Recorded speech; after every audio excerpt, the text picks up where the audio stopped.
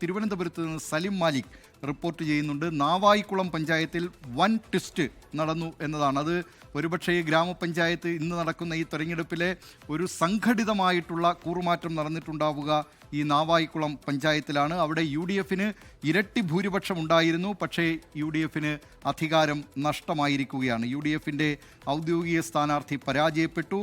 LDFിലെ 6 അംഗങ്ങൾക്കൊപ്പം കോൺഗ്രസിലെ 4 അംഗങ്ങൾ ചേർന്ന് ആസിഫ് കടയിലിനെ അവിടെ പഞ്ചായത്ത് പ്രസിഡന്റായി തെരഞ്ഞെടുത്തിരിക്കുകയാണ്. കോൺഗ്രസ് അംഗമാണ് ഈ ആസിഫ് കടയിൽ. LDFനൊപ്പം ചേർന്ന് 4 അംഗങ്ങളെയും 3 അംഗങ്ങൾ കൂടി ആസിഫ് കടയിലിനൊപ്പം 3 കോൺഗ്രസ് അംഗങ്ങൾ കൂടി ഒപ്പമുണ്ടായിരുന്നു. അങ്ങനെ അവിടെ പഞ്ചായത്ത് പ്രസിഡന്റ് സ്ഥാനം നാവായിക്കുളം പഞ്ചായത്തിൽ NK പ്രേമചന്ദ്രൻ നേരത്തെ പഞ്ചായത്ത് അംഗമായിരുന്ന ഗ്രാമപഞ്ചായത്ത് കൂടിയാണ് ഈ നാവായിക്കുളം. അവിടെയാണ് ഇപ്പോൾ ഈ വൻ ട്വിസ്റ്റ് നടന്നിരിക്കുന്നത്. ഇപ്പോൾ സലിം മാലിക് ചേരുന്നുണ്ട്. അതിൻ്റെ നാവായിക്കുളം പഞ്ചായത്തിലെ വിശേഷങ്ങളുമായി സലിം മാലിക് പറയൂ.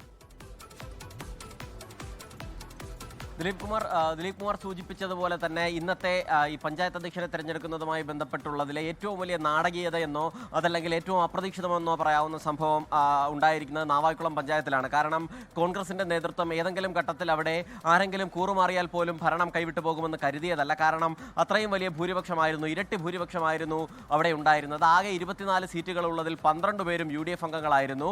ബാക്കി 6 പേർ LDF, 6 പേർ BJP എന്നുള്ളതായിരുന്നു. രണ്ടാം സ്ഥാനത്തുള്ള ഇരു മുന്നണികളെക്കാൾ ഇരട്ടി സീറ്റുകൾ UDFന് ഉണ്ടായിട്ട് പോലുമാണ് അവിടെ ഈ ഒരു അപ്രതീക്ഷിതമായ ടെസ്റ്റ് ഉണ്ടായിരിക്കുന്നത്. അവിടുത്തെ ഗ്രൂപ്പ് തർക്കം, പഞ്ചായത്ത് അധ്യക്ഷനെ തിരഞ്ഞെടുക്കുന്നതുമായി ബന്ധപ്പെട്ട ഗ്രൂപ്പ് തർക്കമാണ് ഈ വിധത്തിൽ കാര്യങ്ങൾ എത്തിച്ചത് എന്നുള്ളതാണ്. കോൺഗ്രസ് അംഗമായ ആസിഫ് കടയിലാണ് LDF പിന്തുണയോടുകൂടി ഇപ്പോൾ പഞ്ചായത്ത് അധ്യക്ഷനായിരിക്കുന്നത്.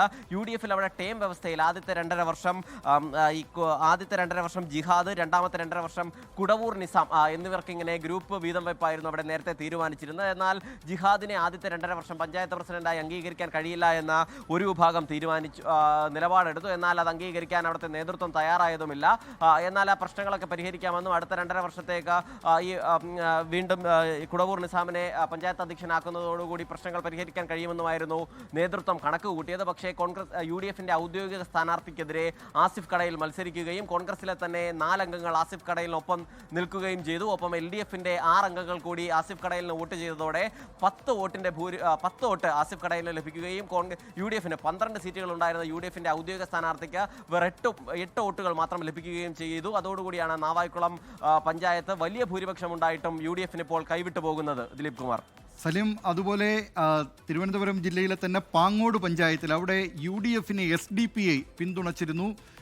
SDPയുടെ പിന്തുണയെ സ്വീകരിക്കുന്നതിനെ ചൊല്ലി കോൺഗ്രസിൽ ഇപ്പോൾ ഭിന്നത നിലനിൽക്കുന്നു എന്നാണ് അറിയാൻ കഴിയുന്നത്. എന്തൊക്കെയാണ് ആ വാർത്തയുടെ കൂടുതൽ വിവരങ്ങൾ?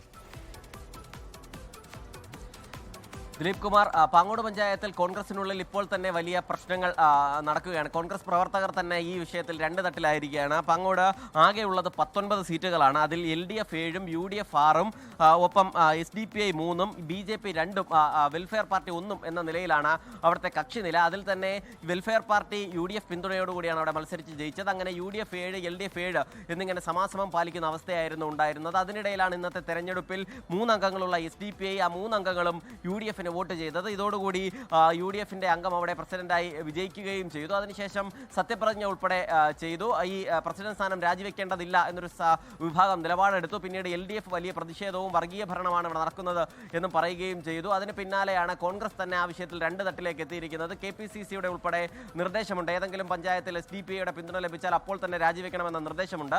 അങ്ങനെ സംസ്ഥാനത്ത് മറ്റെല്ലാ ഇടങ്ങളിലും SDPI പിന്തുണ ലഭിച്ചിടങ്ങളിൽ അപ്പോൾ തന്നെ രാജിവെക്കുന്ന സ്ഥിതിയും ഉണ്ടായിരുന്നു. ഇവിടെ ഇപ്പോഴും നേതാക്കൾ തമ്മിൽ അതിലൊരു തീരുമാനമായിട്ടില്ല. വലിയ വിഭാഗം ഈ പിന്തുണ സ്വീകരിക്കരുത്, രാജിവെക്കണമെന്ന ആവശ്യവുമായി നിൽക്കുമ്പോൾ പഞ്ചായത്ത് പ്രസിഡന്റ് അടക്കമുള്ള ആളുകൾ ഇപ്പോഴും SDPI പിന്തുണ സ്വീകരിക്കുന്നതിൽ തെറ്റില്ല എന്ന നിലപാടാണ്. അതോടുകൂടി വലിയ തർക്കമാണ് കോൺഗ്രസിൽ പാങ്ങോട് പഞ്ചായത്തിൽ രൂപപ്പെട്ടിരിക്കുന്നത്. ലോകത്തെവിടെയായാലും ഏത് സമയത്തും 24 വാർത്തകളും ഓഗ്മെന്റഡ് റിയാലിറ്റി പാക്കേജുകളും എക്സ്പ്ലെയിനറുകളും വിശദമായി കാണാൻ ഞങ്ങളുടെ YouTube ചാനൽ നിങ്ങൾക്ക് സബ്സ്ക്രൈബ് ചെയ്യാം.